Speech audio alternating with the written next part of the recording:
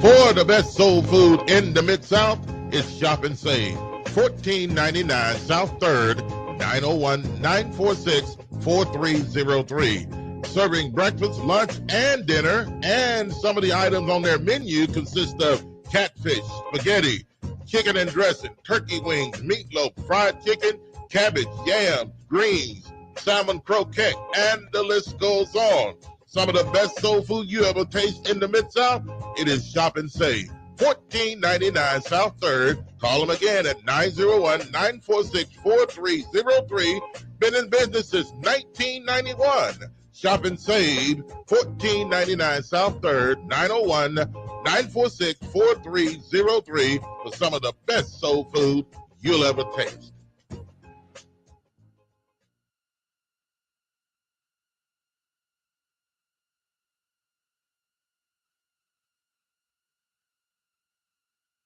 It's not about challenging times or new normals.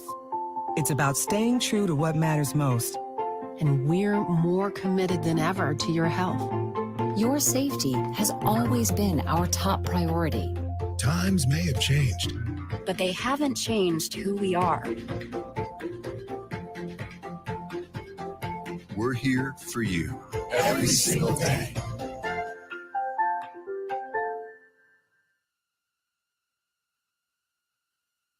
I watch y'all coming here for years, cause you shot somebody.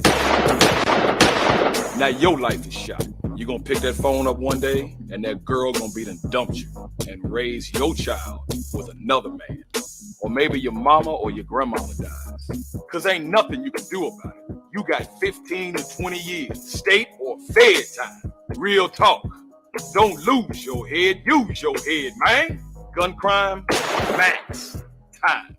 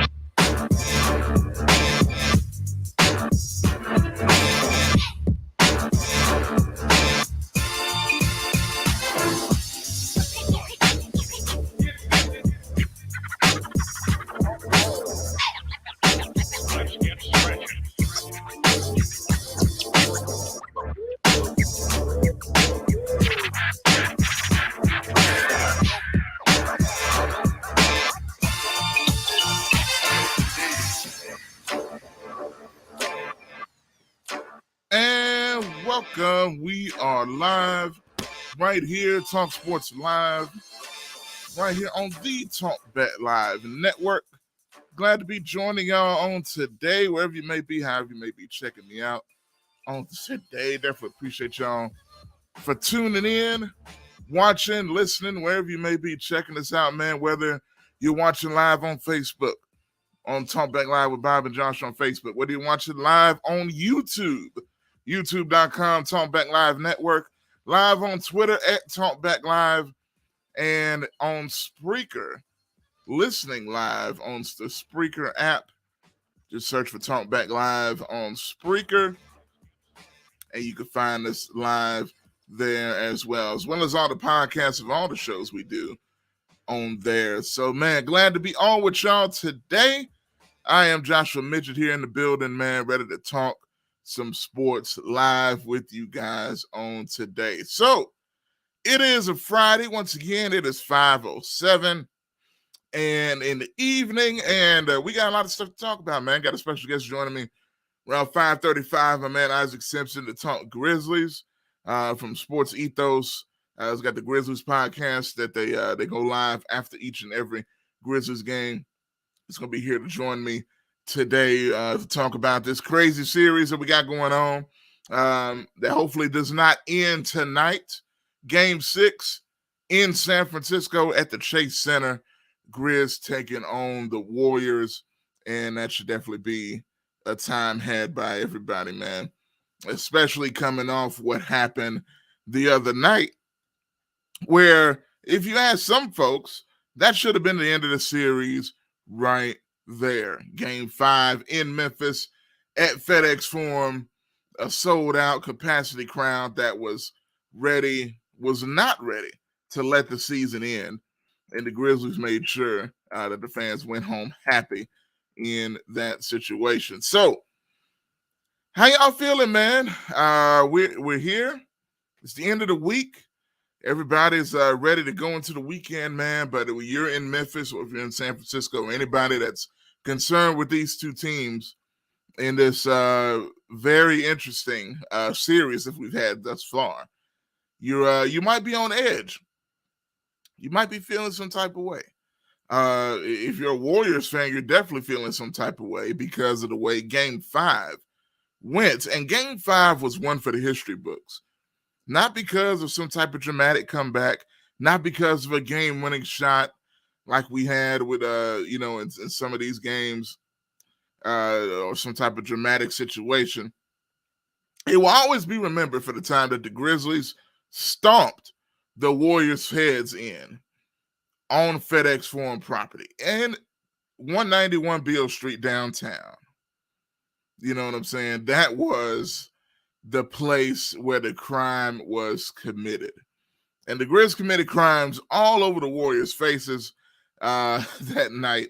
And they showed that they're not ready to go, man. They don't care if Ja's not here. If Ja's not playing. He was there. He was definitely there. He had the big chain on. He was flexing with the Balenciaga shirt. Everything was rocking. But when it comes to him on the court, of course, that was not the case. But the Grizzlies showed that it's not a fluke. In my opinion, they showed that it's not a fluke. What you saw, meaning, them being able to win without Ja Morant is not a fluke. And what was interesting, because I do pay attention to a lot of national media, right? I pay attention to what a lot of these guys are saying, and because I'm curious, especially when it comes to our Grizzlies, local teams like that. I'm always curious to see, okay, do these guys know what they're talking about when it comes to our team, and how do they feel? What's their perspective, the outside perspective on what's going on here in Memphis with this Grizzlies team?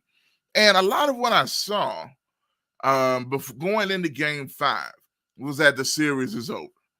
Is that the Grizzlies blew an opportunity to tie the series, which they did in Game 4, a game in which the Grizzlies were in control throughout the entire session, but were not able to finish the last 45 seconds of the game.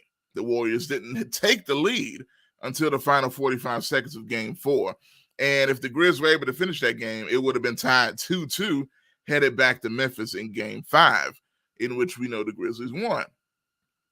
Now, again, you can't rewrite history. You never know how that game might have turned out if, things would have gone differently in Game 4. But nonetheless, we know what happened in Game 5. The Grizz came in. They were awake. They were in full focus, and they made sure that there was a Game 6 in this series. So I'm going to ask y'all, how much should we take away from Game 5? And the beatdown that was? Because if you ask some people, they say, well, you can't take too much stock in what happened because the Warriors knew that they could just go back home and finish the series off. That's if you ask some people. And a lot of those people that say that are Golden State fans. And some are just people that, don't pay much attention to the Grizzlies and mostly watch the Warriors. And there's even some Grizz fans that call themselves fans that feel that way as well. That the Warriors are going to finish it off tonight, that it's over with, that the Warriors, you're going to see the real Warriors. You're going to see the Warriors from 2015 tonight. But I say no. I say there's been no evidence provided that the Warriors of 2015 are the Warriors of now. And I'm going to say this. I take offense to the thought that this Golden State team is somehow infinitely better than the Memphis Grizzlies of this year. I don't understand that logic. I know people are so star-driven and star-struck that they don't really pay attention to reality. But the reality is the Grizzlies beat the Warriors, dominated them in the season series this year. the fact of the matter is, going back to the play-in a couple of years ago, matter of fact, last year, the Grizz went into the Chase Center and took something from the Warriors and kept them from making the playoffs last year. The fact is, the Grizzlies just stomped the Warriors by nearly 50 points. It ended up being in the high 30s, but they had a 55-point lead at one point with a Warriors team, and the Grizz didn't have their best player, John Morant, on the floor. In what world should the Warriors come in all of a sudden and stomp on these Grizzlies? Now, people want to ignore the fact that the Grizzlies were 20-5 without John Morant. People want to ignore the fact that in Game 4, a game that the Grizzlies lost, the Grizzlies were in full control of the game, had a 12-point lead with around 10 minutes left in the fourth quarter, had a 3-point lead with 1 minute left in the fourth quarter, and led the entire game in San Francisco against the Warriors. So it's not like this is going to be the first time this team is going to be able to go into San Francisco without John Morant and win. See, people don't believe stuff until you show them. And even at that point, you have to show them repeatedly. And that's what the Grizz have to prove tonight. They just showed in Game 4 they can play with the Warriors in San Francisco despite the loss. They just showed in Game 5 that they can destroy the Warriors if they play the way they know they can. And I'm not expecting another 55-point beatdown or 39-point beatdown or whatever the final ended up being. But I don't think anybody can expect that. But what I can expect is the medium of the two is still a Grizzlies win. I saw Undisputed with Skip and Shannon, right? Skip's still on the Grizz bandwagon. But Shannon was talking, it's over. It's done. The Grizz don't stand a chance. That Game 5 was just one game. It doesn't matter. The championship medal of the Warriors will take over, and they're going to do what it do. Same thing with Stephen A. Smith was saying similar things, even though he did admit that the Warriors got their behinds whooped like some tricks at FedEx Forum on Game 5, and that he seems a little bit nervous. But the thing that gets on my nerves a little bit is the pompous arrogance of some people, including the Warriors, not just their fans, but the team themselves. It's not just the fans. I really think the Warriors believe that they're just going to be able to flip a switch and turn it on and whoop the Grizzlies and stomp on the Grizzlies tonight. I don't think there's a lot of respect on that end to this Grizzlies team from the Warriors. I really don't think so. I think they look at the Grizz as this cute young team that's over there, doing what they do. But at the end of the day, we're the Warriors, and we're going to come and do what we're supposed to do and win the series. I don't believe that. I don't believe this Warriors team is as good as everybody tries to tell me that they are. I think they're talented. Look, and whenever you have Steph Curry, I'm not in denial here. I know they have Steph Curry. I know they have Klay Thompson. I know they have Draymond. I know they have Jordan Poole, who's emerged as another cog to that wheel. But let's be real here. What have you seen from Jordan Poole in the past 2 games? Nothing. He did nothing in Game 4. He did nothing in Game 5. Is that an accident? Did he forget how to play? No. It's the Grizzlies' defensive adjustments. And admittedly, the one area that, if you paid any attention to the Grizzlies at all, that it has shown that the Grizzlies are clearly better without Ja, is on the defensive end. For whatever reason, defensively, they get a lot better according to all metrics that you want to look at. And even if you're just watching with your eyes and ain't looking at no stats, you can see the defensive intensity picks up a notch. And you see it. People saying, well, the Warriors are shooting uncharacteristically bad. And they are. But does some of the credit not go to the Grizzlies? Some of these guys are missing some wide open shots that they normally hit. But, hey, that's the way it goes. But I do think the Grizz with Dylan Brooks putting a lot of pressure. They've had him on Jordan Poole as well. He's bothering Steph Curry. He's shooting 32% from 3 in this series. That's very below average. Klay Thompson is shooting 29% from 3 in this series. That is Now, again, I'm not saying stop guarding them or they're not a threat. They're still a threat because they're some of the greatest shooters of all time. But at the same time, you have to acknowledge what's been seen so far, and what's been seen is below average from the Warriors. And this is not a team, as much as everybody wants to prop them up and give them all this glory. This is not the team that won those championships. This is not the team that had Kevin Durant. That was an unstoppable juggernaut that the league had probably never seen before. This isn't even back before Kevin Durant that got there, that won 73, 72, 73 games. This is not those Warriors. They're a little older. They're not as good. This is not the team that had a healthy Andre Iguodala, that had Sean Livingston coming off the bench. That was what made their defense so good, was guys like Iguodala and Livingston and Draymond more in his prime. Now, not saying they're done by any means, but they're not that team. And to continue to ride on this thing of championship medal and mentality and, they got all this gold, they won these championships. It doesn't make any sense, people. Yeah, experience matters. I'm not saying it doesn't. But to sit here and ignore everything else because of championship mentality, it's a lazy way to analyze this series.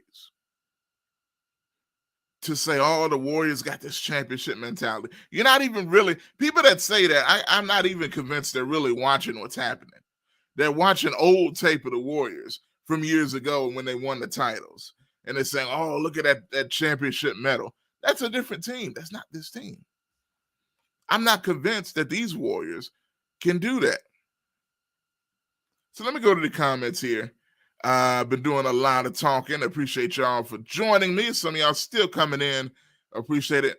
Real quick, if you haven't done it already, I see some of y'all have already, including Kelly. Hit that like button, man. Hit that love like button, whatever you want to do. All y'all that are watching right now, stop what you're doing. Hit that like button. It is greatly appreciated. Right now, go ahead and do that right now.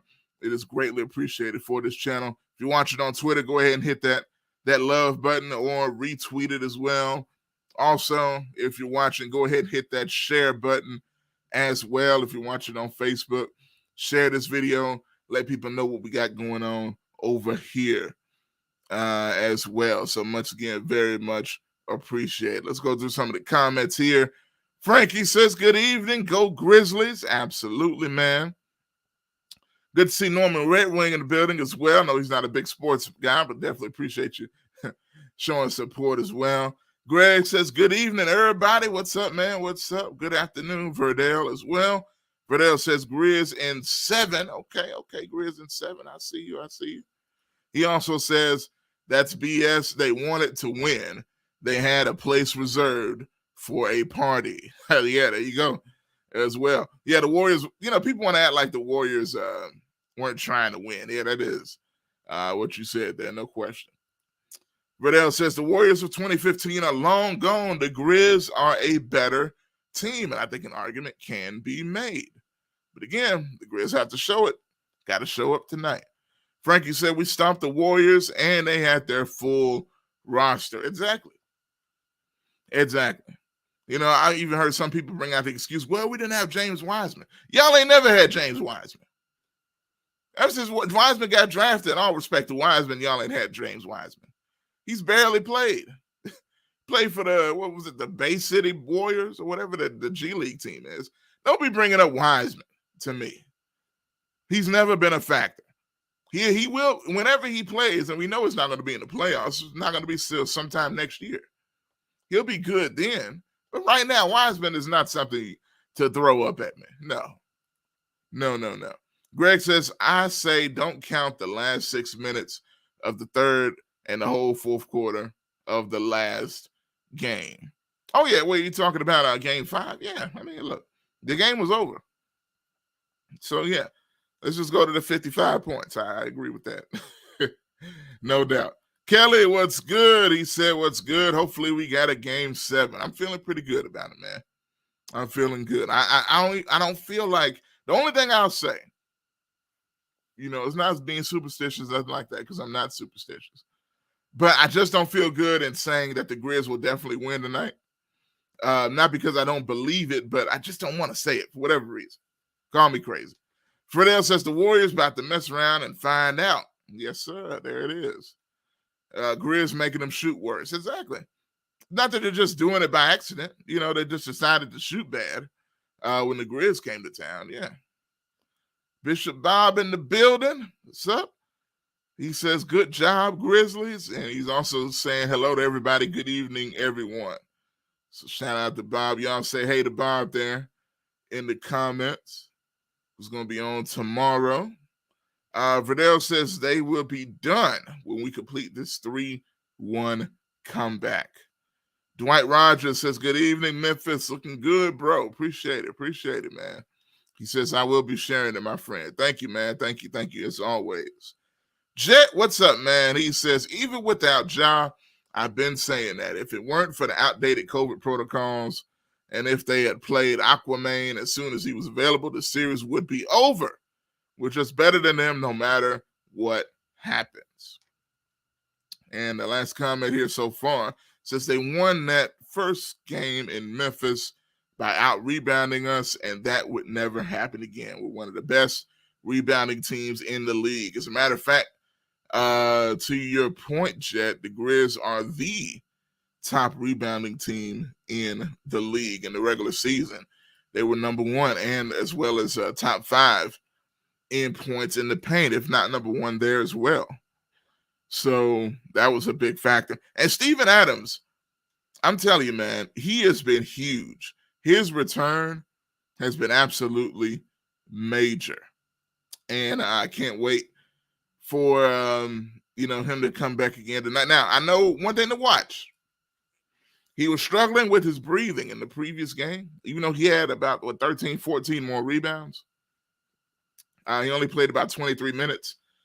He is still recovering from COVID, and he is suffering from some of the symptoms of that. Now, I hope some of that has gotten a little better since the previous game, but in game 5, don't know how many of y'all heard about this, but there was a point in the game where he left the bench.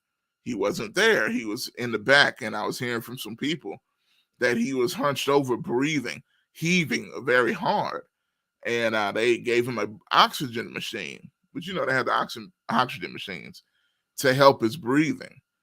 So he spent some time on that and then went back in the game and did his thing. On the court, you can't really tell that he's just suffering, but that's something to watch. And I hate that for Steven Adams, especially in this situation. But again, something to watch. Steven Adams, his breathing.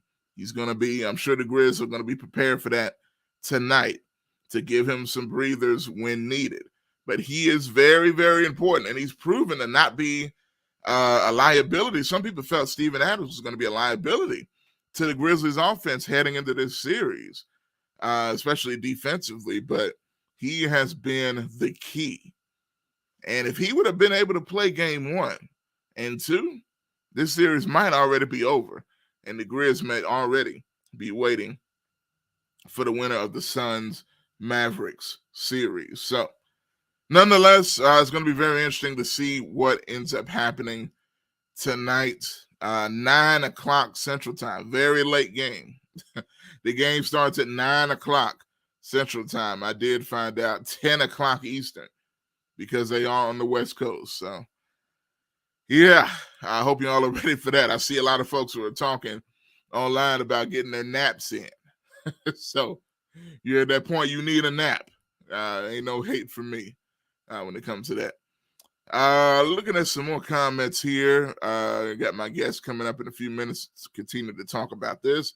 Kelly says, well, the pressure is on the Warriors. They were supposed to close the Grizzlies out the other night without Ja and got rocked by 30. Greg says, my prediction has been Warriors 4-2. And okay, simply because of the playoff experience factor.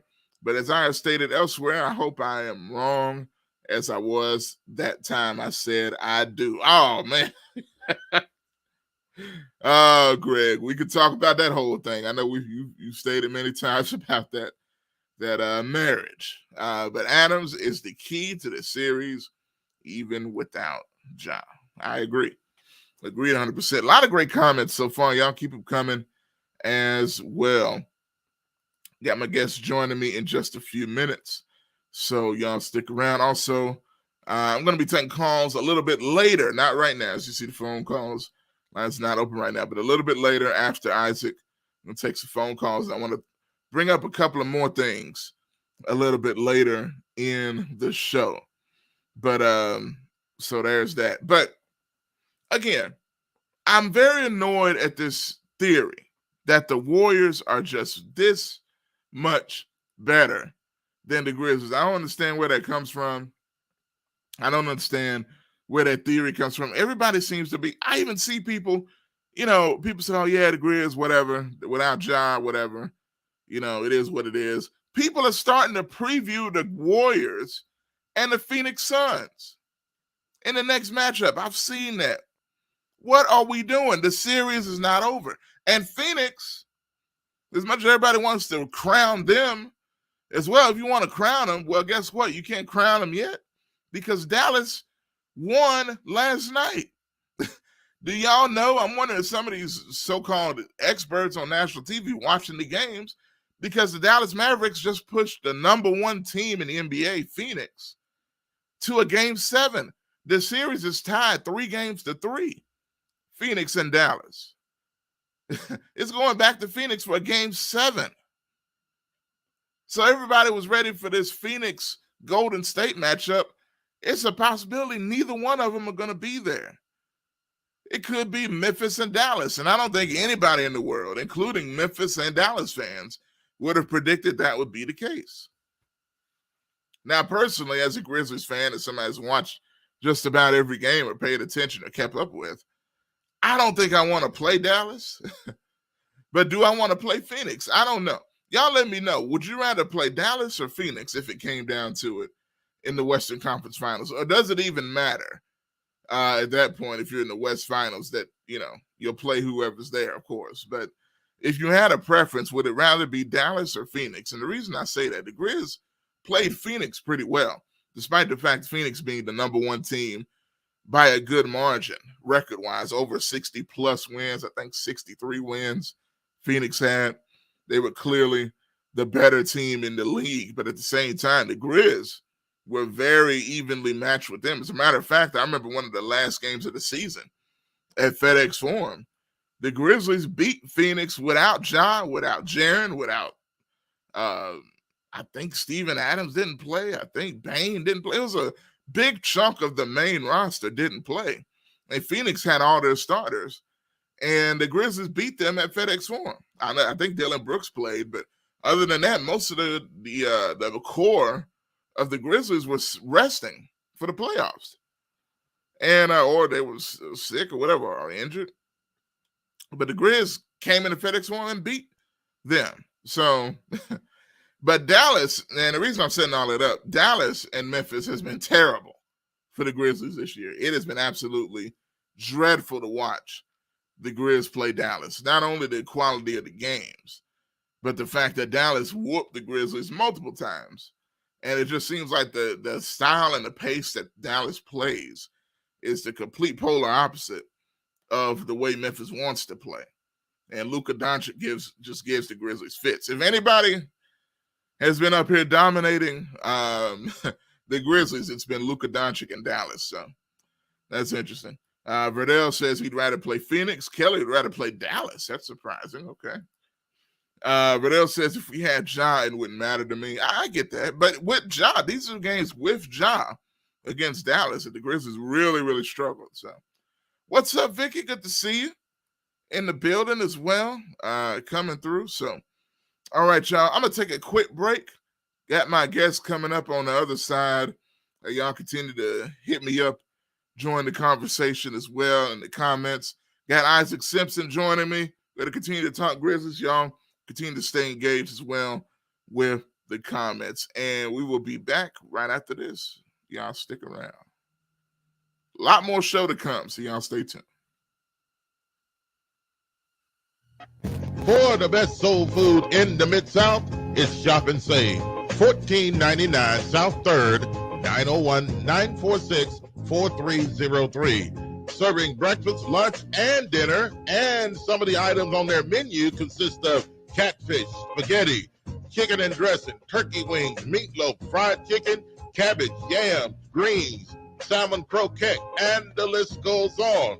Some of the best soul food you ever taste in the Mid-South, it is Shop and Save. 1499 South 3rd. Call them again at 901-946-4303. Been in business since 1991. Shop and Save, 1499 South 3rd, 901-946-4303 for some of the best soul food you'll ever taste. I watch y'all coming here for years because you shot somebody. Now your life is shot. You're going to pick that phone up one day and that girl going to be done dumped you and raise your child with another man. Or maybe your mama or your grandmama dies. Because ain't nothing you can do about it. You got 15 to 20 years, state or fed time. Real talk. Don't lose your head, use your head, man. Gun crime, max time.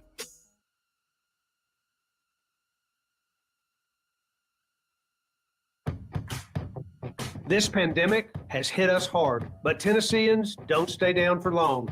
We're known for our resilience, and we refuse to back down from a challenge. This challenge is no different. You might be out of work, but there's an opportunity waiting for you. We need you to roll up your sleeves and join our workforce. Right now, thousands of jobs are ready to be filled. Find them at jobsfortn.gov. Let's get to work, Tennessee. It's just a few cocktails at happy hour. It was just a few cocktails at happy hour. You really good try. There aren't any cops out. Didn't think there were any cops around. I drink and drive all the time. Sir, you've been in a serious crash. I need you to hang up, okay?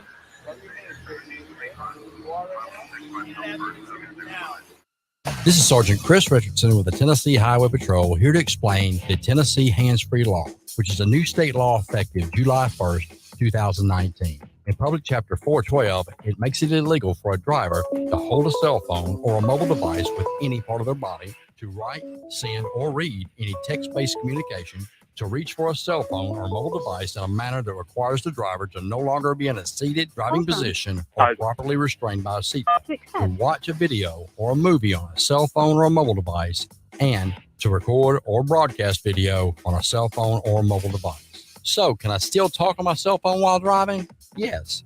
A driver is permitted to use an earpiece, headphone device, or a device worn on a wrist to conduct a voice-based communication. Driver may use one button on a cell phone or mobile device to initiate or terminate voice communication, and voice-based communication may also be used to send a text message. Learn more at handsfreetn.com.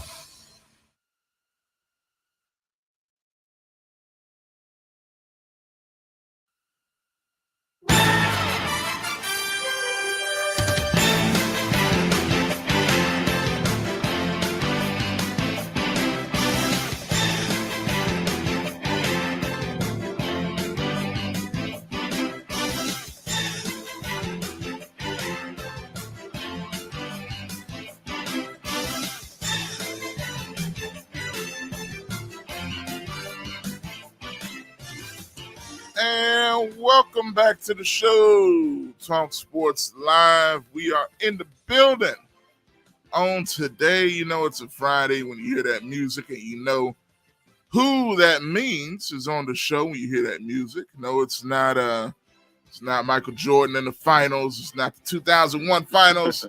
It's my man Isaac Simpson joining me, man, here to talk some NBA, talk some Grizzlies. Game 6 is tonight, man, and know that music gets you fired up, man. How you doing today? Man, I'm doing good, man. Like you said, man, I always love that NBA on NBC music, man. It definitely gets you fired up and got me ready for Game 6, man. I think this is probably the biggest game in franchise history. I know this team is made the Western Conference Finals, but if you kind of go back and look at that year, the Grizzlies kind of caught a break in that second round series with Russell Westbrook going down. They beat the Thunder, but nobody really thought that the Grizzlies were going to win that series against the Spurs in the Western Conference Finals. this is the first time that I think you could realistically say this team can win a title.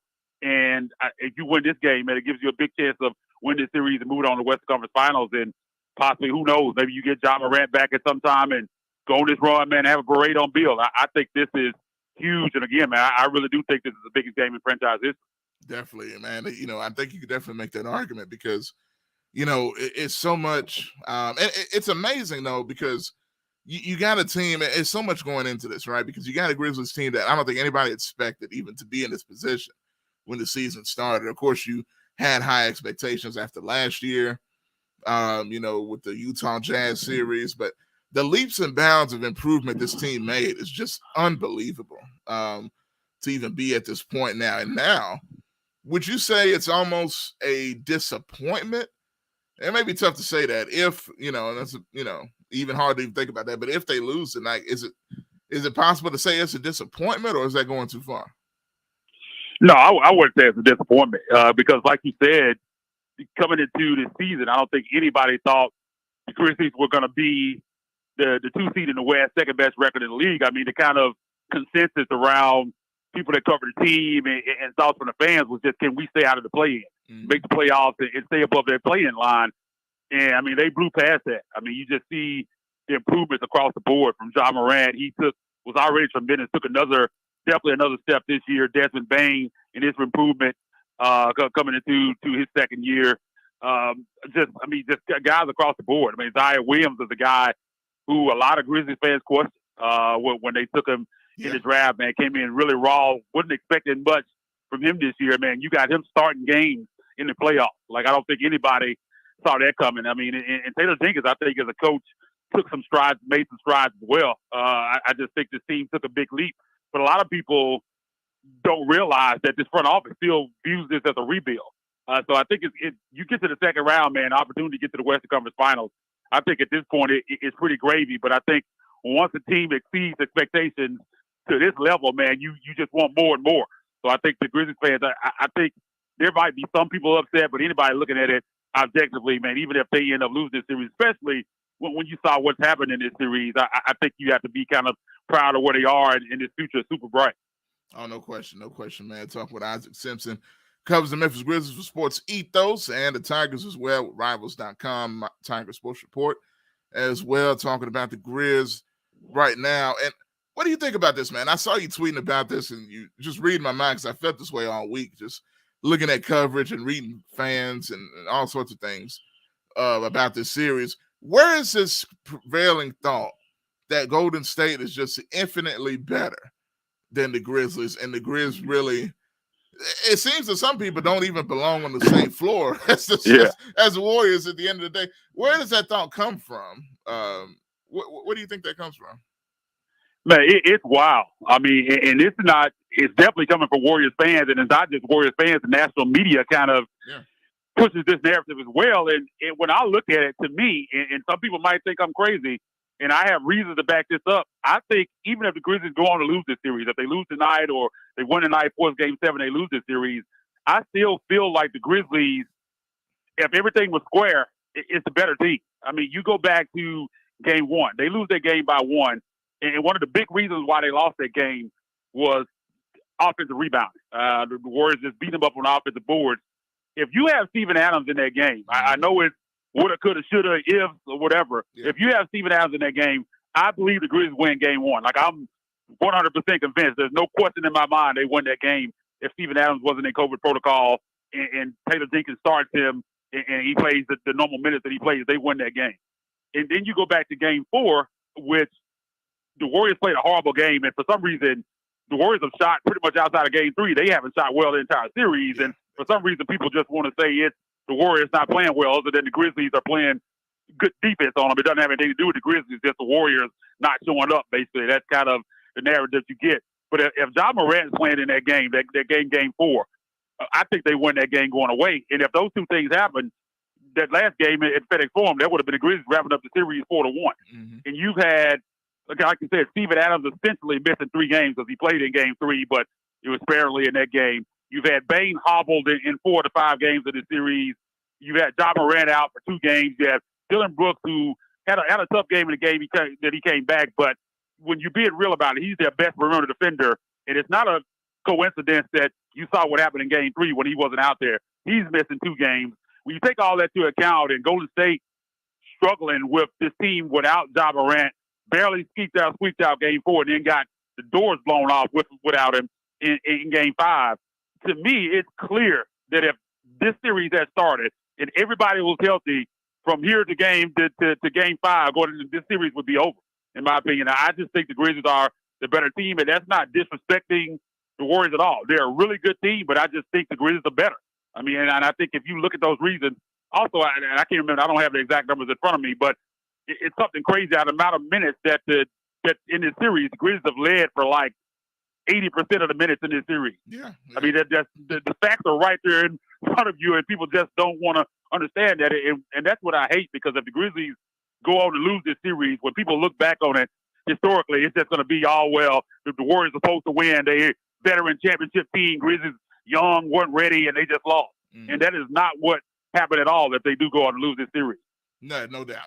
It's going to be a complete mischaracterization of what was actually going on in this, which I think has been going on through this series, a mischaracterization of everything that's happened thus far. That's why I personally feel so fired up about this game. Like, come on, we got to win this and get it back to Memphis. And, you know, it's at the point where even the biggest doubters, I feel like you're going to have some thoughts in your mind. The biggest Golden State supporters are, I don't want to go back to, you know, where they doing that.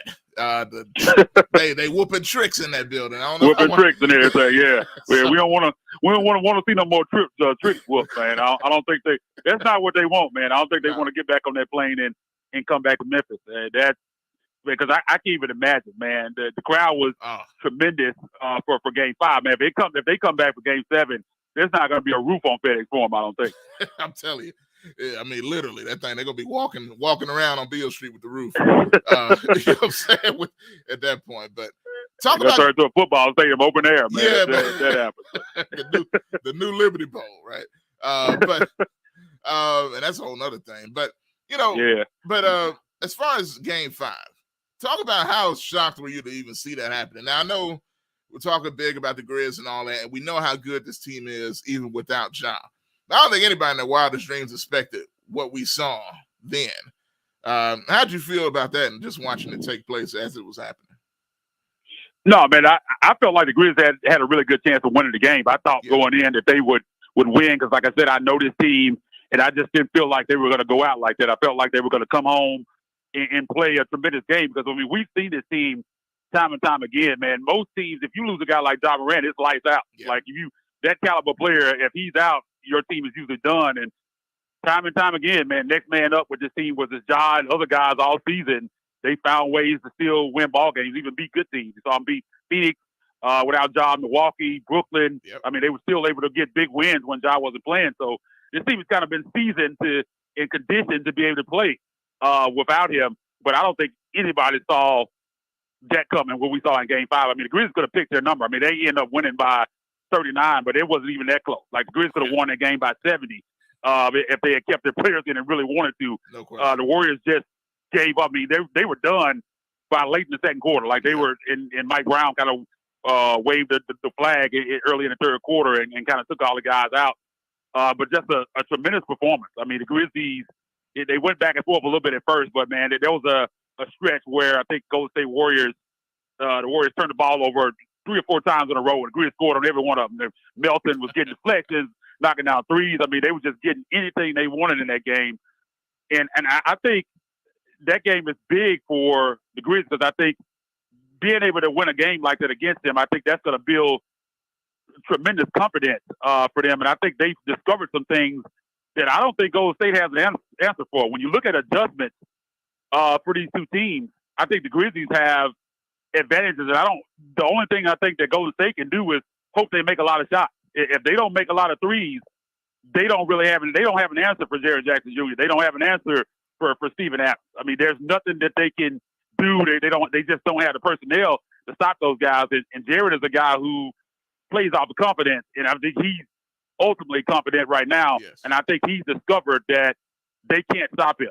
And I think he knows that they can't stop him. And he's been aggressive going to the basket. And I think that's going to be big tonight. Another big thing is Bane looked healthy in Game 5, man. He had been hobbled, but you could tell from the tip, he came out there and hit that first three. I was like, man, that looks like Destin Bane. Then he's doing the flyby. Then he had that one of those, like he tucked it like a running back, takes to the basket. I mean, you saw the whole Bane game. I'm like, man, I was like, he's back. And I think that's big for this team. And also Brandon Clark coming out the bench looked like he was back. He had struggled for a few games there, but he looked like vintage Brandon Clark there. So, man, if they get more of that, man, I just don't think the Warriors have any answer. The only way the Warriors can beat this team, I think, is you see what you saw in Game 3, where they just come out with a 3-point barrage and you just can't stop it. Because the things that the Grizzlies have going, they just really don't have an answer for it. They don't have the personnel.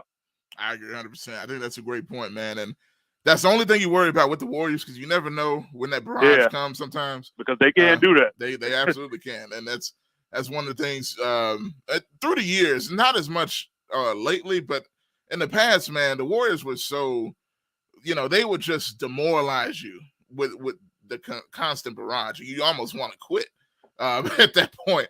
That's the only way they can really kind of get at you, and that's what Game 3 was. But I really hadn't seen that Warriors team that much in this series, so it's nothing for me to see this confidence. I even see shout out to Vicky, or actually Frankie, in the comments here said Draymond claimed on his podcast that they lost Wednesday because their game plan was designed with Ja in mind, and they didn't make the necessary adjustments. But first of all, I don't know how stupid that is. Like, I know Mike Brown, I know Sacramento is like, man, what are we doing?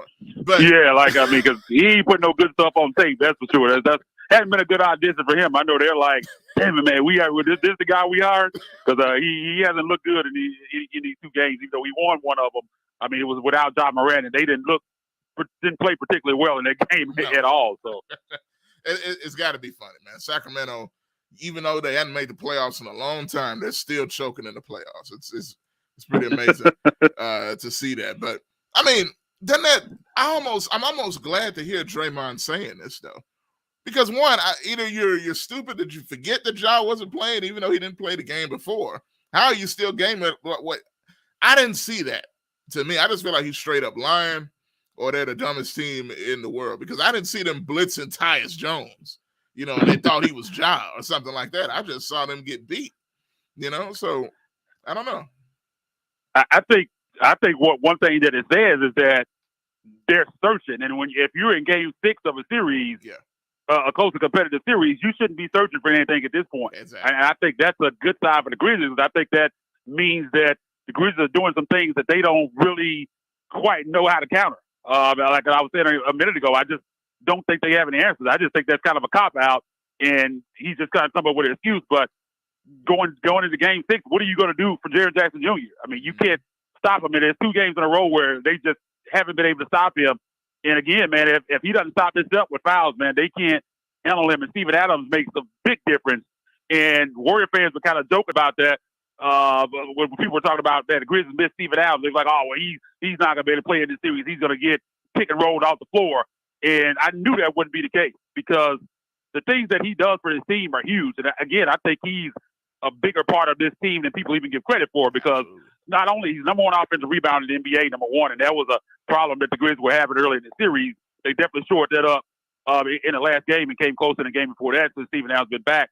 But it's also his screen setting, the passing, the basketball IQ. They run offense through him. I mean, he's a big part of the team. And again, with the size advantage that the Grizzlies have with him and Jaren Jackson Jr., they just don't have anybody to handle him, because he's even scoring as well. I mean, Draymond doesn't have the size to contend with Steven Adams on the inside. So he's big. And again, those are things that no matter what happens, the Golden State Warriors don't have an answer for. So if I'm the Grizzlies, man, I'm going inside early and often with those 2 guys. So let me ask you this. When I look at Zaire, and I was just showing some highlights on the screen there, some of the things with Afro Zaire, which I feel like that's my favorite version. Especially with the number 8, almost remind me of Kobe back in the day, even though it's a bigger. But how do you feel about what he's doing, man? I feel like it's not enough praise given to my boy Zaire, man, in his first playoffs. And he's in some big time games, and he doesn't really look like a rookie. He doesn't look nervous, doesn't look shaken. He's just out there doing his thing. How good is that for his future and what you think he can become? Man, I think it's tremendous. Because Zaire was a guy which, like you said, when he was drafted, a lot of people weren't happy with that pick. Yeah. And I was one of those people, man. I did a lot of research on this draft. Me and my guy David Williams, Ethos Grizzlies podcast, we broke down pretty much every draftable prospect from number one all the way down to second round guys, the guys that went undrafted. And he was one of the guys that I was saying, man, there's no way that I want to agree. Even at what were they were supposed to be drafted 17, whatever, somewhere 16, 17 before they traded down. I was like, man, I don't want to draft him. I mean, he's skinny. He's like 2 years away from being 2 years away, like they said about Bruno Caboclo several years ago. I was like, man, it's going to be a long time. This guy's not going to be able to contribute, and he might not ever pan off. He just needs to put on weight. Didn't have a particularly great season at Stanford. I mean, they only played, I think, 19 games. They had a lot of COVID issues. He had some COVID issues with his family. He was in and out.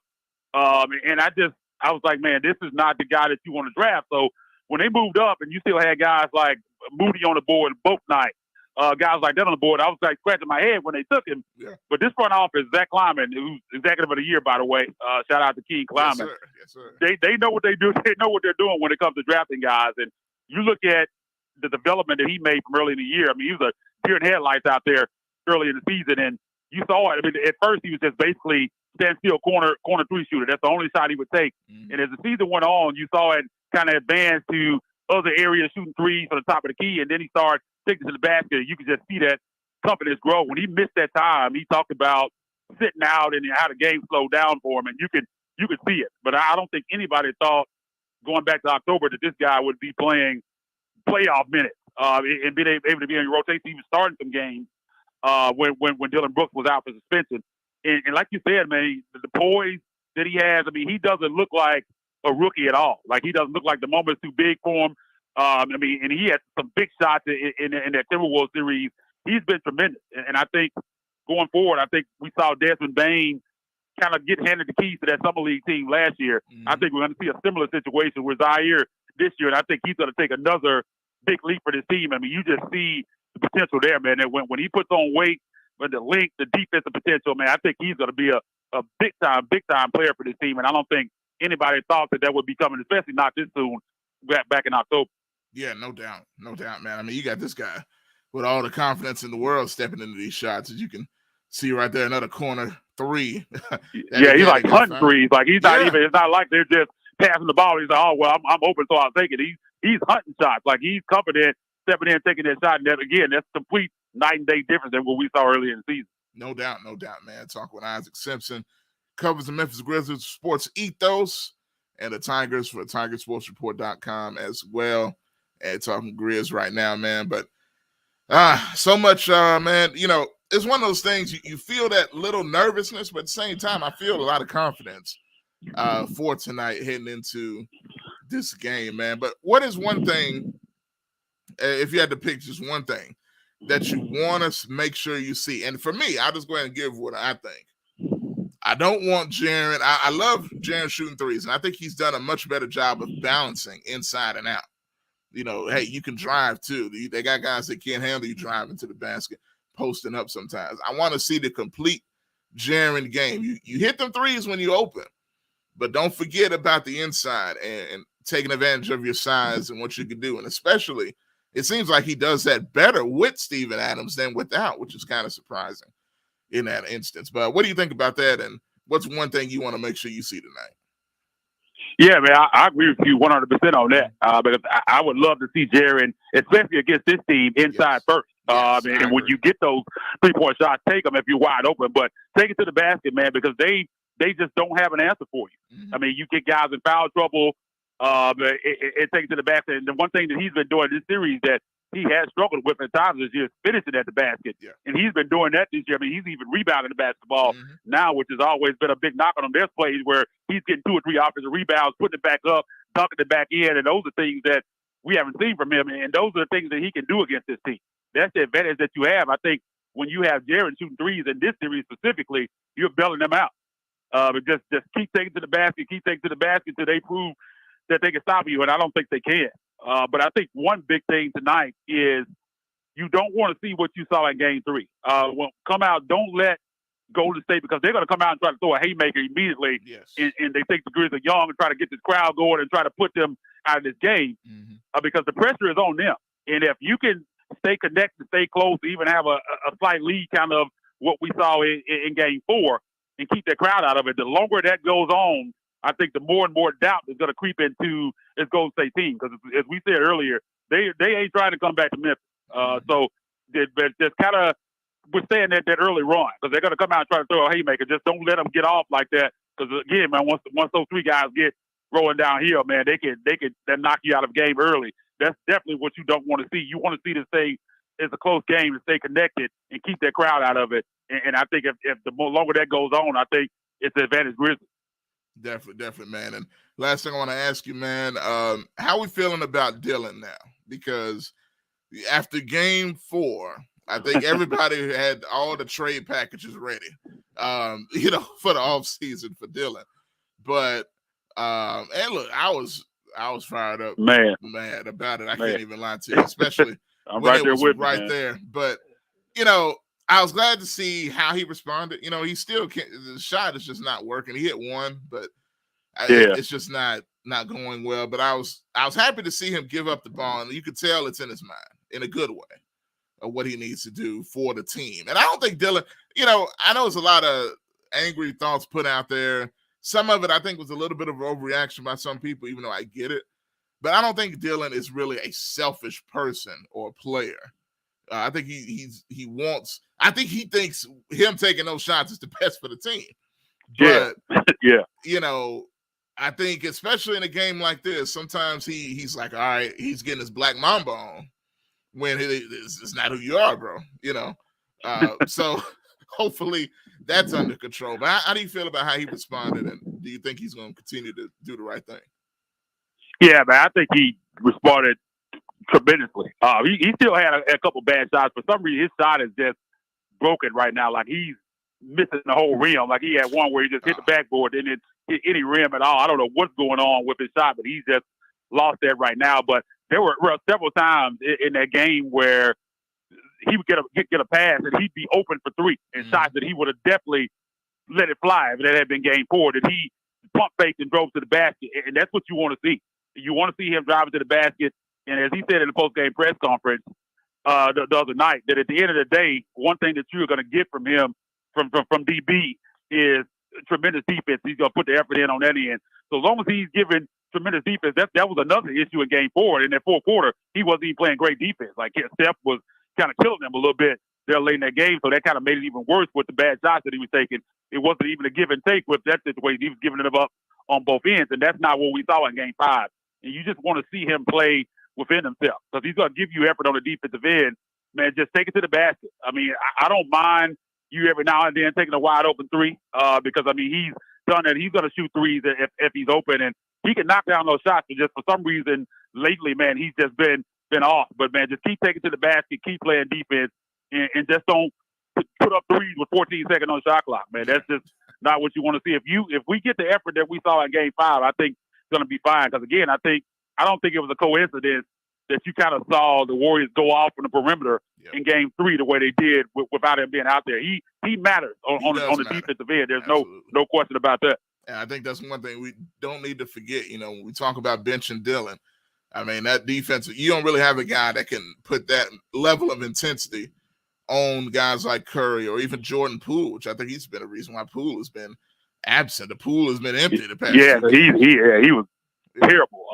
The last couple games, he's been bad. He's really done a good job of, since Dillon came back, of kind of shutting him down. He was a non-factor in Game 5. No doubt, man. So, man, Isaac, man, I'm feeling good about tonight, but nervous at the same time. But I feel like it's going to be a good night, and hopefully we can get a Game 7. I think that's going to be, if that does happen, it's going to be an atmosphere unlike we've ever seen at FedEx Forum. No question about it, man. Hey, man, let the people know where they can follow you. And, hey, you know what? Hold on. One more thing, because I've seen a couple comments on this. We got shout out to Verdell. He's ready to replace Dillon with Zaire. going up into the future. And I feel like that's going to be a thing people talk about later. It's probably after the season, but I don't know. I mean, you think that's a possibility later on? Yeah, man. I've actually, even going back to the middle of the season, I've kind of foreshadowed that I think that's where this is headed, because I think the way this season played out, it is, and I'm not saying that the front office wanted him to miss that many games, but I think it gave them a window into what this team could look like without him, and the fact that they were able to have as much success as they had. And then you kind of look at kind of some rough games in the playoffs, and Dillon is a free agent at the end of next season. And you have Zaire on a rookie contract. You have Ja's extension kicking in next summer. You got Jared Jackson Jr.'s extension kicking in next summer. And in order to keep Dillon Brooks, he's on a team-friendly contract right now. It's going to take a raise to keep him. It is. And you're probably looking at maybe $20 million a year to keep him. And when you got a guy at his position in Zaire who they've shown that they are fully behind. Like when they drafted him, they said, this is a guy that we've been watching since he was in high school. This wasn't this summer scout thing. We've been watching him for a while. Even in the beginning of the season, the coaching staff, Taylor Jenkins, played him and kept him in a rotation even when he probably shouldn't have been at times, which paid off later on. But they've shown a tremendous commitment to him, and they want to develop him. And they can't develop him fully with Dillon Brooks on his roster. And I just don't think they're going to pay him. And I think they know they're not going to pay him. And that's why, even though he's defensively, he's a tremendous piece of this team, I wouldn't be surprised to see him move this summer. And I don't think there's really any chance that he's here after the deadline next year. And that's doesn't have anything to do with what he means to the team. I just think the writing's kind of on the wall with Zaire being on that rookie contract, him going to be looking for a raise. I just don't think it's a marriage that's going to work going forward with the money that they have to pay out to other guys. I just find it hard to believe that they're going to give him 18, 19, 20 million a year going forward, especially, again, when you have a guy like Zaire Williams that's developing. I think it's going to take even another leap next season. Yeah, that's a really good point, man. That's going to be something to watch after this year, and hopefully that's not too soon. Think about the off season, no doubt, man. But one thing I'll say, I've been a Dillon defender for a long time because I like him. I like guys like that, especially on playoff teams. You know, despite some of the bad that comes, that competitive fire is unmatched. And when you see a guy grow, especially that's been drafted here, and you see him come up, it's one of them kind of attachments, especially as a fan. You know what I'm saying? But I do. I was going to say he's definitely made some strides, because you see this couple games in the playoffs where you kind of see some of that stuff creep back up, but he's made strides. Like, he passes the basketball more now. Like, he used to be a black hole. Like, the things that people said about him, they used to be 100% correct. He's improved. Like, from that bubble. I mean, he said that summer that he looked back and knew that he was being selfish at times, and you could see some strides that he made. I mean, he reversed back to that every now and then, and you kind of saw that in Game 4. But he's worked on that end again. With, like you said about him, man, I think it's mostly rooted in he just wants to win. And at that time, he feels like those shots, like you said, I think are shots that this team needs him to take to win games. And I think that's all it is. I know it can be frustrating at times, but again, you just have to remember his value on the defensive end. And he loves his team, and that competitive drive and fire is there. And like you said, you need those on an elite basketball team. You need those type of guys. Absolutely, absolutely, man. Tell the people they can follow you, man, and about your podcast and everything else, brother. Yeah, man, you can find me on Twitter at Isaac_Rivals. It's ISAC_Rivals, man. You get the podcast, man. We do post-game show after every game. We're going to be doing draft coverage once the Grizzlies hoist this trophy, and we had a parade on Bill Street. We'll start our draft coverage, David Williams and I. You can get that at Ethos Grizzlies. That's ETHOS Grizzlies. And you can also find my work at TigerSportsReport.com with Memphis Rivals. Definitely, man.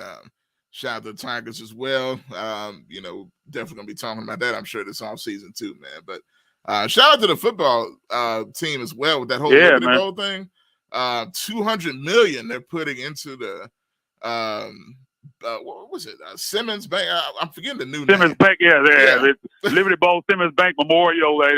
Whatever they call it right now. It's still the Liberty Bowl to me. It's always going to be the Liberty Bowl. But yeah, man, that's going to be tremendous, man. I think it's time. Like, either they needed to build a home on campus stadium or make renovations to the Liberty Bowl. And man, you look at the renderings, man, it's going to be amazing. That looks like a completely different place. Like, I don't even know how they're going to going to transform it into that, man. I'm interested to see how they're going to do that, man. It's like glass, the boxes that they're putting in, a brand new press box, man. It's going to be nice, man. And I think next time they have another round of a realignment, I think they're going to be ready this time. No doubt. Anybody's been in the press box, I mean, you know that's been needed for a minute. Definitely, man.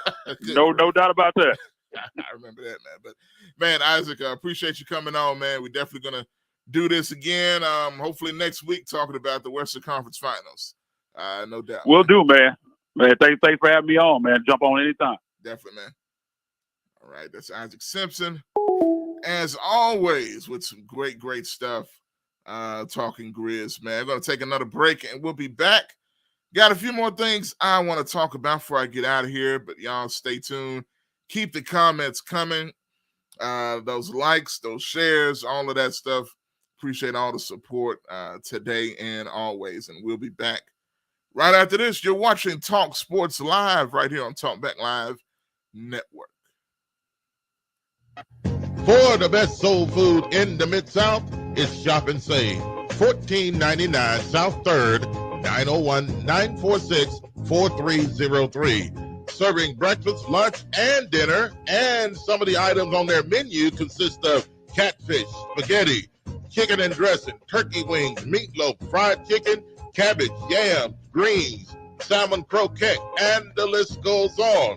Some of the best soul food you ever taste in the Mid-South, it is Shop and Save. $14.99 South 3rd. Call them again at 901-946-4303. Been in business since 1991. Shop and Save, $14.99 South 3rd, 901-946-4303 for some of the best soul food you'll ever taste.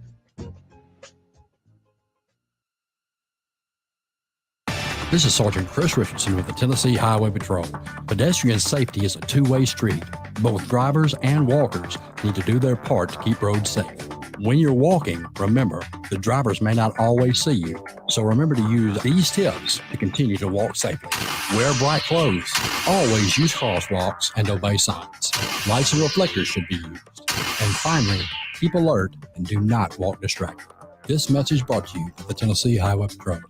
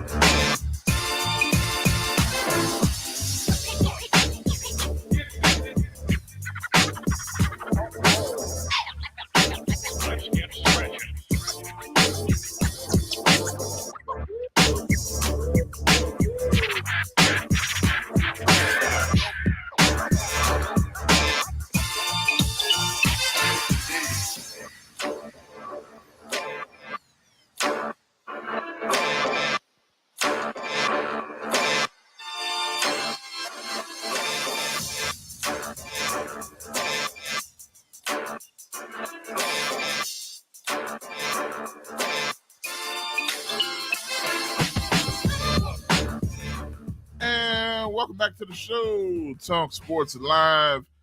Just a few more minutes left.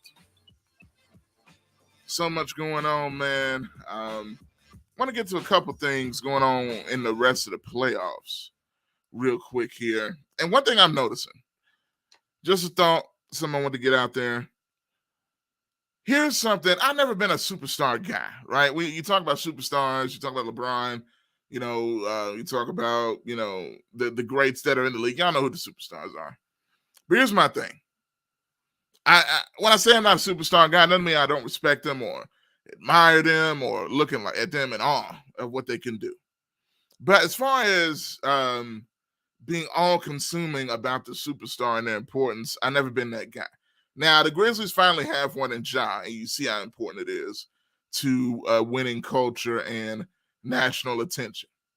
and raising the profile of a franchise. That does make a difference. But here's the thing. I think the NBA is taking it way too far in a lot of cases, and now it's coming back to bite a lot of teams. What's happening right now, you look at the playoffs right now, who's in the playoffs right now? You got Milwaukee and Boston. You got Philadelphia and Miami. You got Phoenix and Dallas. You got Memphis and Golden State. Now, what do you see in the majority of those teams? Yeah, those teams have stars, but that's not my main point. Think about who's not there, because Philadelphia's not there anymore. They just lost. Teams like the 76ers, the Brooklyn Nets, and the Los Angeles Lakers. Big-time franchises, big-time markets, all of that stuff. The Los Angeles Clippers with Kawhi and Paul George. The Lakers with superstars LeBron James, Carmelo Anthony at the end of his career, Russell Westbrook, Anthony Davis, all all-star players, not in the playoffs. The Brooklyn Nets swept out of the first round with Kevin Durant and Kyrie Irving. They also had James Harden on that team. They didn't even finish the season with Harden, traded him to the 76ers for Ben Simmons, another all-star. Ben Simmons has not played a single play for the Brooklyn Nets because of drama. Kyrie Irving didn't play as much as he should have because of drama. The 76ers, drama with Ben Simmons. They trade their all-star drama queen to Brooklyn for another drama king in James Harden. James Harden goes to the 76ers, more drama, more disappointment, more no playoff run. And who's in the playoffs? Miami, a team that was built through the draft and strategic free agent signings. Jimmy Butler leading that team. He's a star. Some people don't even call him a superstar, but that's what he is. But at the same time, they didn't go hunting for superstar. They built a team and got a star and carried them on. Look at Boston. Boston has stars, but they drafted those stars. Jason Tatum, Jaylen Brown. They drafted those guys. They didn't go hunting for guys, for stars, to group together on a team. They drafted those guys. They built that team. They signed strategic free agents like bringing back Al Horford. You know what I'm saying? They drafted guys like Grant Williams, Marcus Smart. They built that team, and that team is proving the benefits. Look at the Memphis Grizzlies. Drafted Desmond Bain, Brandon Clark. Signed a strategic veteran free agent in Kyle Anderson. Drafted Dylan Brooks. Drafted John Morant. Drafted Jaren Jackson Jr. They were built through the draft and strategic free agent signings. Good drafting, good scouting, drafting a star, and building an actual team. See, to me, a lot of these, the era of the Miami Heats with LeBron, D. Wade, and Bosh, or the Celtics with Paul Pierce, Garnett, and Ray Allen, or what the Lakers tried to do this year with LeBron and adding all these different stars. The era of the Brooklyn Nets signing Kevin Durant, Kyrie Irving, James Harden, failing. 76ers trying to do the same thing, trading away pieces of a team that they built with Seth Curry and Drummond, who were playing big roles for them. They said, no, we need more. We need to get a star in James Harden. Brought the team down. What I'm saying is this. Nothing wrong with getting superstars, but I think the era of the dream team, big three superstars ganging up and winning a title is over. Because the teams that are winning right now are teams that were built, that were molded, that were crafted over time through the draft, through free agency. If you think I'm wrong, look at what I'm saying. And Vicky says it right there. Mostly young teams. That's true. But it's not just the youth. It's the way these teams were built. Dallas, built, drafted Luka Doncic. You know what I'm saying? Traded for him in the draft. Traded Trae Young to get Luka. But either way, that's in the draft. Built that team with Dorian Finney-Smith, role players around Luka. Jalen Brunson, guys like that. Traded for Spencer Dinwiddie. All of that stuff, man, built through crafting. not through trying to snatch a big star and trading away all your young players, ruining your future for the present. And for right now, the 76ers ruin their future. The Nets definitely ruin their future. The Lakers most definitely ruin their future. Going for the here and now instead of building for the future. And Memphis built for the future. Dallas built for the future. And now the future is now the present. Milwaukee, going back, they weren't the first to do it. They drafted Giannis. Nobody knew Giannis was going to be this. When he first got in the league, he was a skinny, long-armed talent, averaging 13 points a game or something like that you say you hope he'll pan out. Turned into the best player in the world right now. Don't give me Kevin Durant. Giannis is the best in the world right now. I already talked about Miami, how they're built. Gritty team. Drafted Bam Adebayo. Drafted Tyler Hero. Drafted all these guys. I can't remember some of the names of some of these dudes because they're not big names, but they're beating the big names. They just beat the 76ers with Joel Embiid, MVP candidate, with James Harden. There's a shift happening. Boston, as I said. Memphis, as I said. And one thing that is going to surprise you, Golden State, I put them in that category too. They built that team. They drafted Curry. They drafted Klay Thompson. They drafted Draymond Green. They signed strategic free agents throughout the years, going back to the Sean Livingstons of the world, the Leandro Barbosas, there's Andre Iguodala's, guys like that. Now, through the draft, Jordan Poole, you know what I'm saying? Damian Lee that comes off their bench. Drafting James Wiseman, drafting, Jonathan Kuminga, drafting Moody. They got a good future there with a veteran presence. But the stars they have, they drafted and built and developed. So what I'm saying is developing a team is not an antiquated thing.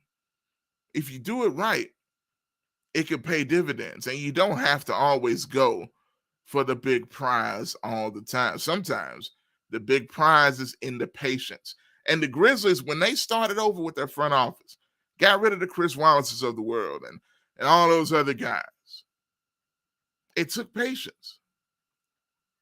Getting rid of Mike Conley, Mark Gasol, getting rid of the core four, no more Tony Allen, Zebo. That was a shock to the system, but it took patience. It took good drafting, good scouting, taking your time and building a team. And because they built it the right way, it didn't take nearly as long as people thought. Got a little lucky with the draft lottery, getting John Morant, drafting Jaren Jackson Jr. and everybody else I just named. Even when drafting a guy in Zaire Williams in the draft, I thought it was a terrible pick because Zaire did nothing in college, as Isaac just said, but they saw something. They were good at evaluating talent and knowing what they could do with that talent. They played Zaire in games this year that most teams would have never played him. And I love Lionel Hollins, but one thing he would not have done is put Zaire Williams in the game, some of the games that Taylor Jenkins did this year. He threw Zaire in some big moments, some big games that he probably was not ready for. But you know what it did? It made him prepared for the moment now, where he's not even nervous getting in the Western Conference semifinal playoff game. He's out there hitting big shots. He's out there, he's not fumbling over himself. He's confident in his game now because they took a chance and let him make mistakes and molded him into what he is now. And this is still his rookie year. So what I'm saying is Dallas, Milwaukee, Miami, Boston, Memphis, Golden State. That is a sign of where I think the NBA is heading. The Lakers, the Nets, the 76ers of the world are part of the past. And if the Lakers want to continue to go in that past, they're going to continue to fail.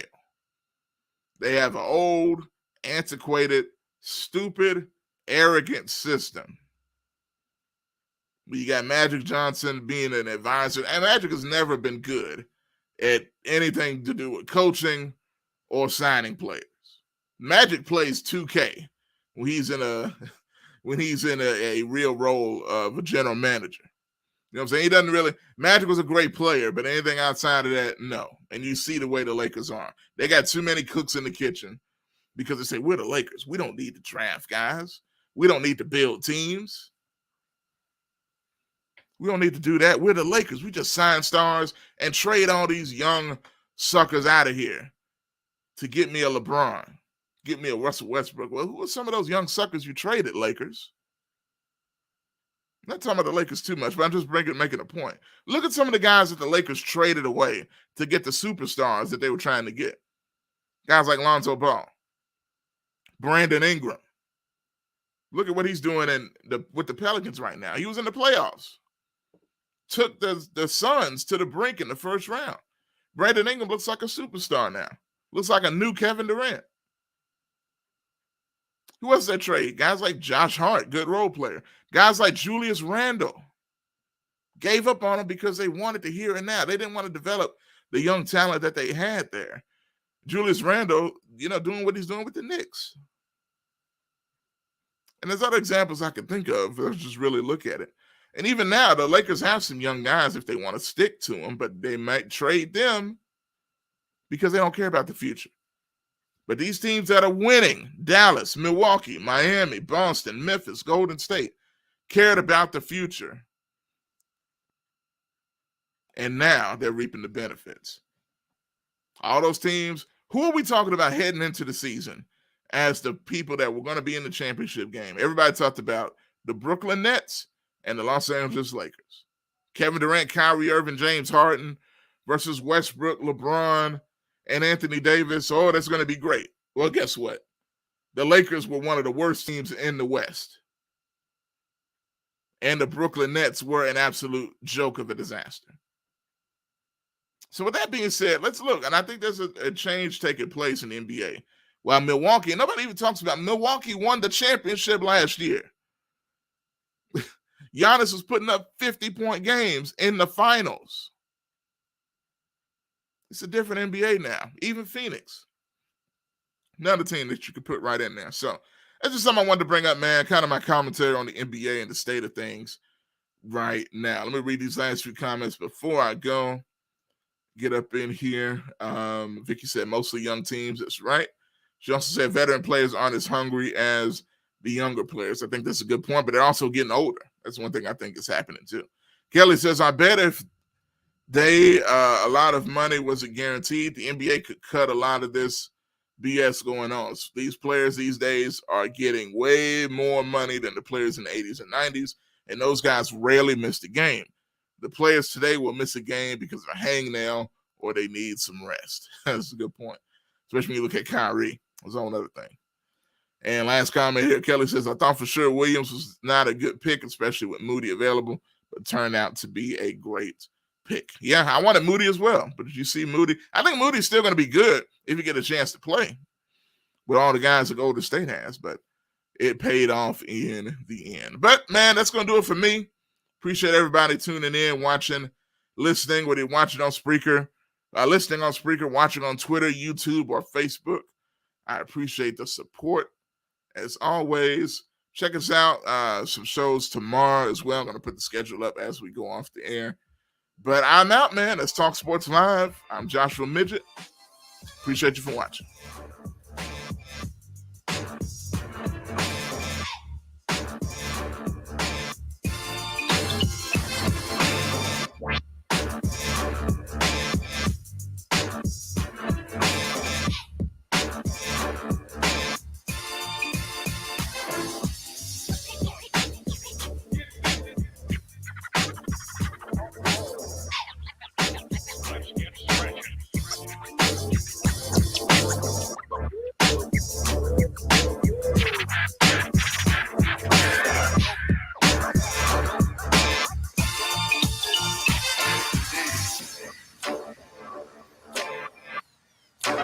For the best soul food in the Mid-South, it's Shop and Save. $14.99 South 3rd, 901-946-4303.